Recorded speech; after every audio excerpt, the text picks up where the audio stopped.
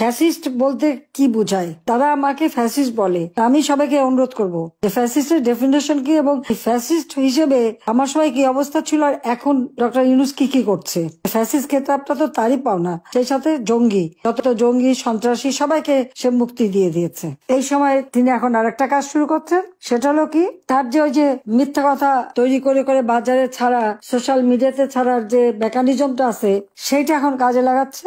এখন বসে বসে ওই অবৈধ ক্ষমতা দখলকারী সে যেটা কাজ করবে সেটা হলো ইউনূসকে আরো ক্ষমতায় দেখতে চাই, নির্বাচন না ইউনূসের ক্ষমতা। এখন যখন নির্বাচনের দাবি তুলছে, যদিও আমি পদত্যাগ করি নাই, আমি এখনো সংবিধান মোতাবেক ক্ষমতায় রয়েছি, সেখানে জোর করে সরানো হয়েছে, সেখানে এখন তার প্রচেষ্টা যে এমন ভাবে সে একটা জনমত সৃষ্টি করবে যার মাধ্যমে তারা প্রচার করবে যে না আমরা ইসে চাই, ইউনূসকে চাই, ইলেকশন চাই না।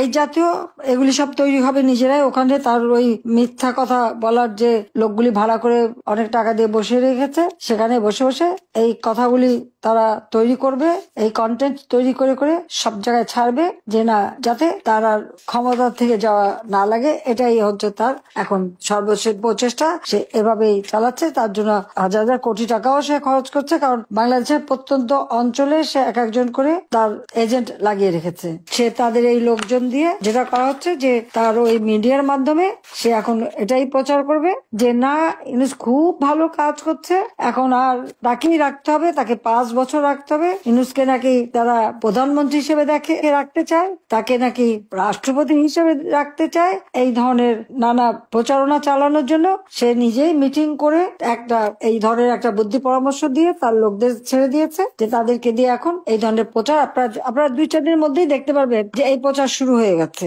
যে না, এখন ইউনূস থাকবে, ইউনূস না থাকলে নাকি কিছুই হবে না, দেশ নাকি একটা উন্নতি হবে না। কি উন্নতি করেছে? হলি আর্টিজেনে যারা সেখানে সন্ত্রাসী জঙ্গি কাজ করলো সেটাকে আমরা দমন করলাম এবং তাদের খুঁজে বের করে সাজা দিলাম, তারা মুক্ত। সেখানে যে 29 জন মানুষ মারা গেল, এটা কি জবাব দেবে সে? বিডিআরে বিদ্রোহ, গ্রেপ্তার করা হলো, মামলা দেওয়া হলো, বিচার করা হয়েছে, কিন্তু যারা আমাদের সেনাবাহিনীর সদস্যদেরকে বিডিআরে হত্যা করলো তাদের সবাইকে মুক্তি দিয়ে দেওয়া হয়েছে। তাদেরকে মুক্তি দেওয়া, তাদের জামিন দেওয়ার জন্য ব্যস্ত, কিছু দেওয়া হয়েছে, আরো দেওয়া হবে। কারণটা কি? 21শে আগস্ট গ্রেনেড হামলা করে আমাকে সহ আমাদের আওয়ামী লীগের নেতাকর্মী হত্যার চেষ্টা। হ্যাঁ, বেঁচে গিয়েছি আমি, কিন্তু আমার তো ওখানে 22 জন নেতাকর্মী আইভি রহমান সহ মারা গেছে, 700-800 নেতাকর্মী আহত, এখনো অনেকের শরীরে স্প্লিন্টার।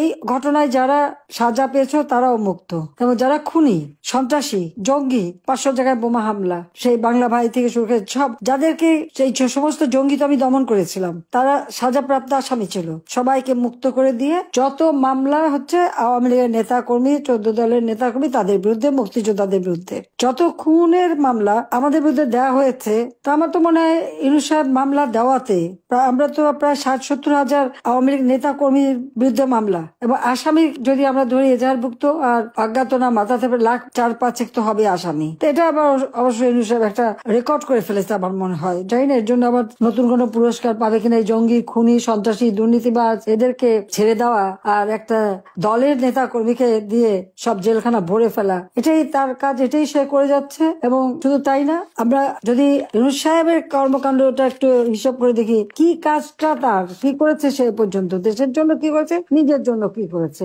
সেটা একটু আপনি হিসাব করেন। এমন এক ব্যক্তি আজকে ক্ষমতা আসলো এই সন্ত্রাসী কর্মকাণ্ড করে, যে নাকি শ্রমিক আদালতে সাজাপ্রাপ্ত আসামি, নিজের কোম্পানির শ্রমিকদের যে ফাঁকি দেয়, তাদের প্রাপ্য টাকা, যেন কোনো কোম্পানি প্রফিটের 5% শ্রমিক কল্যাণ ফান্ডে দিতে হয়, সে টাকা দেয়নি, তার বিরুদ্ধে মামলা করে। এক পর্যায়ে শ্রমিকদের সাথে নেগোসিয়েশন করে যে টাকাটা ফান্ড করে রাখার কথা, সেই ফান্ডে টাকাটা রাখি, পরবর্তীতে আবার ওই ফান্ডের থেকে 25 কোটি বা 26 কোটি হবে এরকম টাকা তুলে নিয়ে সেই টাকার থেকে শ্রমিক আন্দোলনের সভাপতি এবং সাধারণ সম্পাদক এবং তাদের আইনজীবী তাদেরকে ঘুষ দেয়। 3 কোটি টাকা করে শ্রমিক সেই আন্দোলনের যে সভাপতি, সেক্রেটারি তাদেরকে টাকা দেয়। এমনকি তখন যিনি অ্যাটর্নি জেনারেল ছিলেন তাকেও 12 কোটি টাকা নিয়ে সাথে ইউনূসের আবার এজেন্ট থাকে, সে যে কাজ করে তার লবিস্ট ফার্ম, এখানকে একজনকে সে ব্যবহার করে, তাকে দিয়ে লবিস্ট করা হবে। যখন অ্যাটর্নি জেনারেল কাছে গেল, সে তো অস্বীকার করলো, এবং তারপরে তিনি অস্বীকার করার পরে তো এই কথাটা বেরোলো যে কিভাবে ঘুষ সে দিয়ে গেছে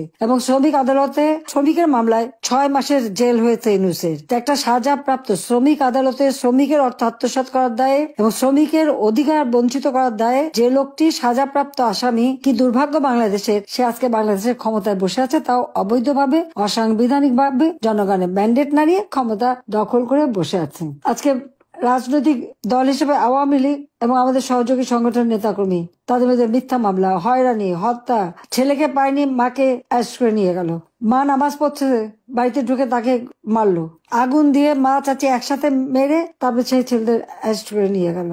এখন যখন তার জারি জুরি ফাঁস হয়ে যাচ্ছে এবং চারিদিকে এখন মানুষ চাচ্ছে গণতন্ত্র ফিরে আসুক, কারণ এখন তো কোনো গণতন্ত্র নাই, কোনো নির্বাচিত সরকার ক্ষমতা নাই, জবরদস্তি করে ডাকাতি করে ক্ষমতা দখলকারী এখন বসে আছে ক্ষমতায়। এবং চারিদিকে যখন এমনকি সমস্ত দ্রব্যমূল্য বৃদ্ধি পেয়ে গেছে, মানুষের ক্রয় ক্ষমতা নাই, মানুষের জীবনের আবিষ্কার উঠে গেছে,